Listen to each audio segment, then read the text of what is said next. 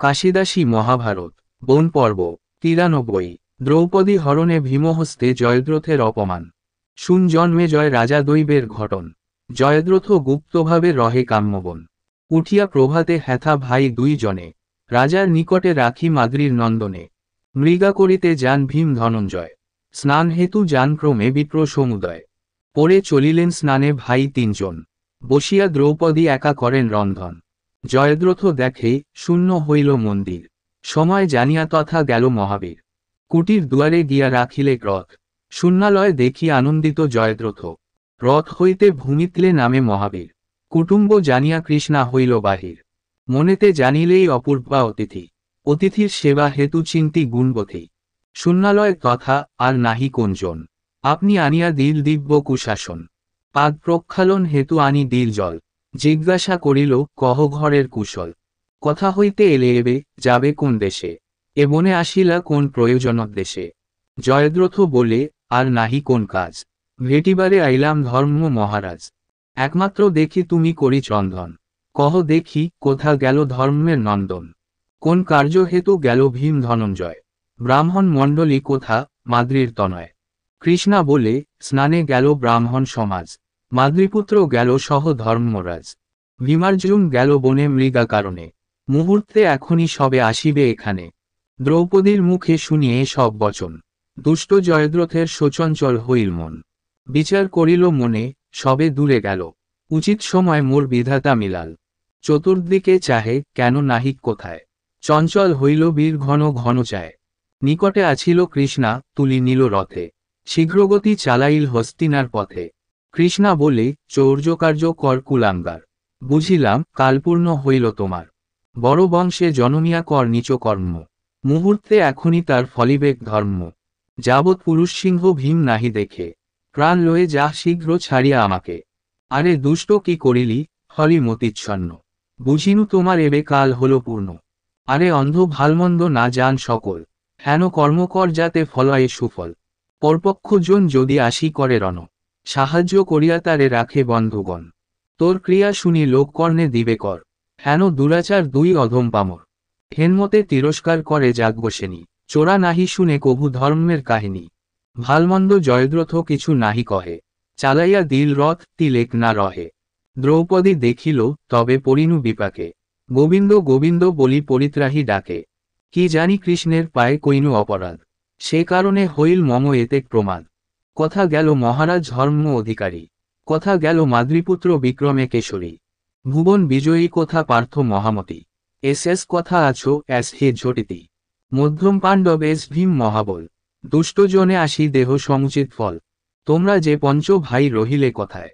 জয়দ্রথ মন্দমতি বলে লয়ে যায়। শূন্যালয়ে আছি দুষ্ট জানিয়া ধরিল। সিংহের বনিতা নিতে শৃগালে ইচ্ছিল। সকল দেবের সাক্ষী দেব বিকর্তন। আজন্ম জানহ তুমি সবাকার মন। কায়মনোবাক্যে যদি আমি হই সতী। ইহার উচিত ফল পাইবে দুর্মতি। এইমতো যাজ্ঞসেনী পারিছে দহাই। হেনকালে আশ্রমেতে আসে তিন ভাই। শূন্যালয় দেখি মনে হইলেন স্তব্ধ। শুনিলেন দ্রৌপদীর ক্রন্দনের শব্দ। ব্যগ্র হয় তিন ভাই ধনু লয় হাতে। শব্দ অনুসারে শীঘ্র ধায় সেই পথে। চিন্তাকুল ধায় সবে না দেখেন পথ। দূর হইতে দেখিলেন যায় জয়দ্রথ। আকুল হইয়া কৃষ্ণা ডাকে ঘনে ঘন। দূর হইতে দেখিলেন যায় জয়দ্রথ। আকুল হইয়া কৃষ্ণা ডাকে ঘনে ঘন। দূর হইতে আশ্বাসিয়া কহে তিনজন।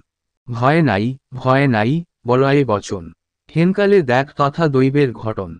মৃগা করিয়া আসে ভাই দুইজন। সেই পথে জয়দ্রথ করিছে গমন। দূর হতে শুনিলেন ক্রন্দনের রল। উদ্ধার করহ ভীম ডাকে এই বল। অর্জুন কহেন ভীম শুনি বিপরীত। হেথা যাজ্ঞসেনী কেন ডাকে আচম্বিত। কি হেতু আইল কৃষ্ণা নির্জন কাননে। না জানি হিংসিল আসি কোন দুষ্টজনে। কিংবা কেবা বিরোধীর ধর্মের তনয়। আকুল আমার মন গনিয়া প্রলয়।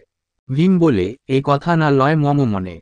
কে যাইতে ইচ্ছা করে সমন ভবনে। চল শীঘ্র ভালো নহে এসব কারণ। সমুচিত ফল দিব জানি নিরূপণ। এত বলি দুই বীর যান বায়ুবেগে। শব্দ অনুসারে যান দ্রৌপদীর আগে। হেনকালে দূরে দেখিলেন এক রথ। ধ্বজা দেখি জানিলেন যায় জয়দ্রথ। তবে পার্থ মায়ারথ করেন স্মরণ। চিন্তামাত্র কপিধ্বজ আসিল তখন। আরোহণ করিলেন দহে হৃষ্টমতি। চালাইয়া দেন রথ পবনের গতি। দেখিল নিকট হইল অর্জুনের রথ, প্রাণ ভয়ে পলাইয়া যায় জয়দ্রথ। রথ হইতে লাফ দিয়া পড়ে ভূমিত্রে, অধিক ধাইল বীর প্রাণের বিকলে। দেখিয়া ভীমের মনে হইল সন্তাপ, ক্রোধভরে রথ হইতে পড়ে দিয়া লাফ। বেগেতে ধাইল দুষ্ট অতি ভয়াকুলে, চক্ষু নিমেষে ভীম ধরে তার চুলে। মৃগেন্দ্র রুশিয়া যেন ধরে ক্ষুদ্র পশু, ক্ষুধিত গরুর মুখে যেন সর্পশিশু। সেই মতো তার চুল ধরিলেন টানি, ক্রোধভরে গেল যথা আছে যাজ্ঞসেনী।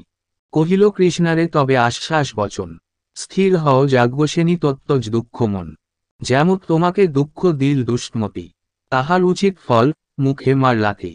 আছিল মনের ক্রোধে দ্রুপদ নন্দিনী, সম্বরিতে নারে ক্রোধ দহিসে পোড়ানি। তাহাতে ভীমের আজ্ঞা লঙ্ঘিতে নারিল, অধর্ম নাহি কিথে বিচারে জানিল। তবে কৃষ্ণা আপনার মনের কৌতুকে, 3 বার পদাঘাত করে তার মুখে। জয়দ্রথে কহে তবে ভীম মহাবল, অবশ্য ভুঞ্জিতে হয় সকর্মের ফল। আরে দুষ্ট থাকে যার জীবনের আশা, সে কভু করো এ হেন দুরন্ত ভরসা। এই মুখে কৃষ্ণা হরি দিয়াছিলি রর, এত বলি গণিমারে 10টি চাপর। বজ্রতুল্য খাইয়া ভীমের করাঘাত, শোভনে কাপয়ে যেন কদলীর পাত। হেনমতে বৃকদর মারিল প্রচুর, চুলে ধরি টানি তবে লয় কত দূর। অনেক নিন্দিল তারে গভীর গর্জনে, পুনশ্চ টানিয়া তারে আনে কতক্ষণে। মুক্তকেশ ন্যস্তবেশ বহে রক্তধার, ফাফর হইয়া কান্দে নাহিক নিস্তার। চুলে ধরি ভূমিতলে ঘষে তার মুখ, দেখি দ্রৌপদীর মনে পরম কৌতুক। পুনঃ পুনঃ প্রহারিল বীর বৃকদর, প্রাণমাত্র অবশেষ রহে কলেবর। মূর্চ্ছাগত হয়ে ভূমে পড়ে অচেতন, হেনকালে উপনীত ধর্মের নন্দন। দেখিয়া তাহার দুঃখ দুঃখিত হৃদয়, রক্ষা হেতু বিচারিয়া ধর্মের তনয়। কহিলেন শুন ভীম, করিলে কি কর্ম, বিশেষে ভগিনীপতি মারিলে অধর্ম। ভালো হইল দুষ্ট পাইল সমুচিত ফল, দোষ মতো যত দণ্ড হইল সকল। কিন্তু বদ্ধ নহে রাখো ইহার জীবন, ভগিনী করিয়া রাড়ি নাহি প্রয়োজন। ভগিনী ভাগিনা দোহে হইবে অনাথ, কান্দিবে সকলে আর মোর জ্যেষ্ঠতাৎ। সে কারণে কহি ভাই শুনহ বচন, ছাড়হ লইয়া যাক নির্লজ্জ জীবন। রাজ আজ্ঞা লঙ্ঘিবারে নারী বৃকদর, জয়দ্রথে এরি বীর হইল অন্তর। কতক্ষণে সংজ্ঞা পেয়ে সেই মূঢ়মতি, মনে মনে চিন্তা করে পেনু অব্যাহতি। নিঃশব্দে রহিল দুষ্ট হয়ে নম্রশির, ভৎসিয়া কনেহ তারে রাজা যুধিষ্ঠির। কে দিল কুবুদ্ধি তোরে করিয়া কোপটে, কি হেতু মরিতে এলি এমন সংকটে। ক্ষণেক না হইত যদি মম আগমন, এতক্ষণ যাইতিস সমন সদন।